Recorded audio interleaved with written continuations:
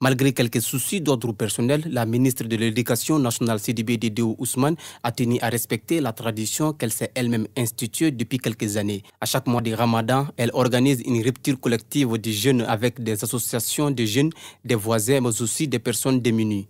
Un acte de solidarité et de reconnaissance envers toutes ces personnes, selon la ministre. Donc c'est une tradition, même si elle a changé de forme. C'est comme ça, c'est pour mettre tout le monde ensemble.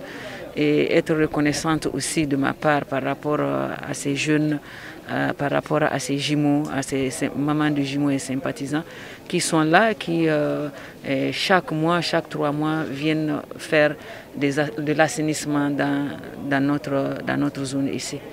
Depuis le début du mois de Ramadan, plusieurs actions humanitaires ont été réalisées par la ministre à travers son opération Sunakari. Nous le faisons sans pourtant le crier sur tous les toits. Aujourd'hui, c'est une coïncidence, vous avez vu ce qu'on fait tous les soirs au niveau des démunis, ceux qui nous entourent et aussi ceux qui sont nos voisins, notamment les déplacés.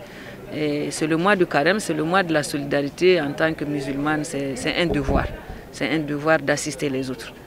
Une initiative qui est très bien appréciée par les bénéficiaires et les proches de la ministre. Ce n'est pas la première fois, ni la deuxième fois, ni la troisième fois. C'est chaque année qu'elle fait ça. Et c'est une très bonne initiative pour les musulmans et qu'elle aide tous les ans.